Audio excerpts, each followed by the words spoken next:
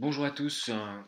Eh bien voilà, une première petite vidéo pour qu'on puisse corriger le travail que je vous avais demandé de faire dans le cadre des outils de la langue, la fiche numéro 8, comment rapporter des paroles dans un récit. Vous aviez ce petit encadré, du coup ce serait bien évidemment avant que vous poursuiviez le visionnage de cette vidéo, que vous ayez votre cours sous les yeux et votre exercice bien sûr. Euh, donc, l'encadré qui rappelle les notions importantes, et puis le petit texte lui-même, extrait de Potentiel humain 0487.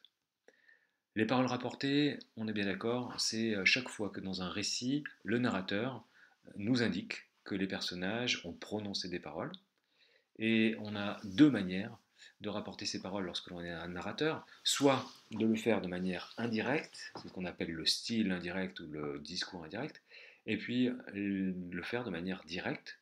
Autrement dit, on va écrire mot pour mot, rapporter mot pour mot les paroles qui ont été prononcées par le personnage. Donc, je reprends et je vais utiliser la légende que je viens d'inscrire ici, à savoir, je vais surligner en jaune tout ce qui est paroles rapportées indirectement. Sur ce petit texte, l'argent coulé à flot, on est ici dans la narration, ça ne nous intéresse pas. La phrase suivante, en revanche, on commence à avoir des paroles rapportées. Un jour, un Birdine m'annonça qu'il venait d'acheter une nouvelle station-service et que nous allions monter une chaîne.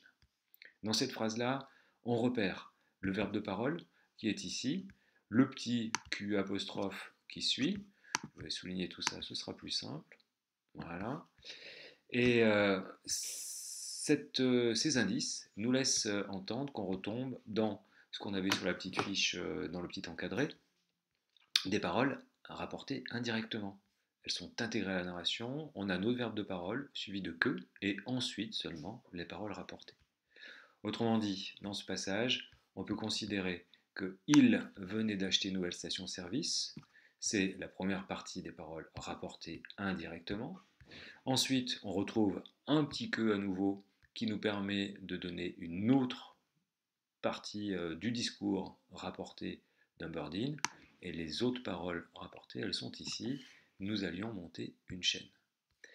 Voilà, donc ici, on se retrouve avec des paroles rapportées indirectement au départ, verbe de parole, Q apostrophe, les paroles, aucun signe de ponctuation particulier, les seuls indices sont ce verbe de parole et le Q apostrophe.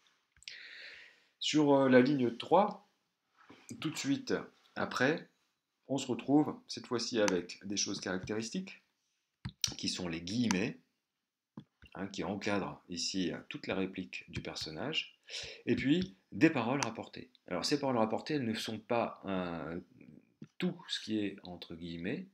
On a, dans un premier temps, tu aurais tout de même pu m'en parler, qui, donc, ça, ce sont bien des paroles rapportées.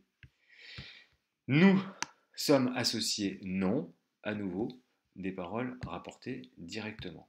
Protestais-je, qu'est-ce que c'est? C'est un verbe de parole. Il se trouve en plein milieu de la réplique du personnage. Protestais-je, on revient au petit encadré que je vous avais fait noter, à savoir, il s'agit ici d'une proposition incise. Elle est dans le discours direct, c'est le narrateur qui intervient au milieu des paroles prononcées par un personnage. Donc ici, on a exactement, sur ces quatre premières lignes, on a un exemple relativement clair des deux manières donc de rapporter des paroles. Je poursuis, la suite ça va être relativement simple. Au fond, je m'en moquais, on est dans les pensées du personnage. J'avais remarqué qu'Humberdine s'était fait greffer une seconde jambe en métal, d'une marque que je ne connaissais pas. Le narrateur, on est dans le point de vue interne ici du narrateur. Il nous donne ce qu'il pense, ce qu'il sait. Il se promenait toujours en short pour que chacun puisse bien l'admirer, toujours dans les pensées du narrateur. Un jour, une navette quitta notre station sans payer. Humberdine se lança à sa poursuite et la rattrapa à la course. Personne ne fit de commentaire. La cause était entendue, notre ami était devenu un cyborg, pour le meilleur et pour le pire. Donc ici, on a un long passage au cours duquel le narrateur nous expose la situation de Humberdine. Puis on arrive à ce nouveau paragraphe, ligne 12, avec la phrase suivante. Un matin, il me proposa de lui revendre mes parts. Alors ici, on remarque qu'il y a un verbe de parole proposées, d'accord? Et en revanche, c'est une autre manière de rapporter des paroles rapportées. On peut avoir un vers de parole suivi de deux, comme c'est le cas ici. Donc, lui revendre mes parts, il s'agit ici de paroles rapportées indirectement. On n'a pas de signe de ponctuation, pourtant ce sont bien des paroles qui émanent du personnage d'Humberdine. Je n'hésitais pas longtemps avant d'accepter. Il me les rachetait 5 fois leur prix. Cela me faisait un peu d'argent de côté au cas où. On est dans la narration, on arrive à la ligne 15. À nouveau, les guillemets, guillemets qui encadrent la réplique. On retrouve le petit passage ici, la proposition incise, autrement dit l'intervention du narrateur qui indique justement qu'on se retrouve dans du discours direct. Et puis les paroles de Humberdine qui sont ici. De toute façon, je vois bien que tu ne t'intéresses plus à ton travail. Voilà donc les propositions, les, euh, les paroles rapportées directement. Je ne pris même pas la peine de lui répondre. Ces dernières semaines nous avaient vu nous éloigner l'un de l'autre à une vitesse stupéfiante. Nous nous adressions presque plus la parole. Terminé les virées nocturnes dans les bistrots d'Aimos 2, Humberdine avait changé. Voilà, dans ce petit passage, on a donc deux manières de rapporter les paroles. Le discours indirect en jaune, le discours direct en vert, avec à chaque fois des caractéristiques qui sont tout de même assez reconnaissables.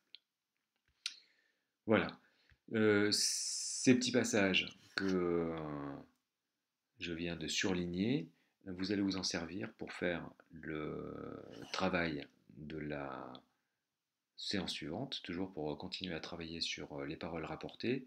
Je vais vous demander de faire un petit travail de réécriture. Je vais vous faire passer pour cela des consignes par l'intermédiaire de Pronote. Voilà, en espérant que cette illustration et cette correction sont assez claires. De toute façon, on y reviendra à partir d'autres exercices. Merci de votre écoute. À plus tard.